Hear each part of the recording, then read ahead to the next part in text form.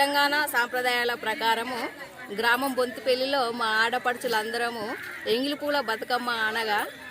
పసుపు గౌరమ్మతో గుమ్మడి పూలతో తంగేడు పూలతో పేర్చుకొని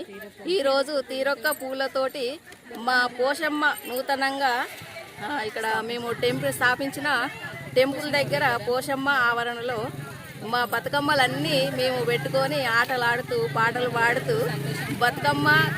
ఎంగిలి పూల బతుకమ్మ అని మేము ఎంతో సంతోషంగా హ్యాపీగా ఈరోజు ఆడుకోవడం జరిగింది.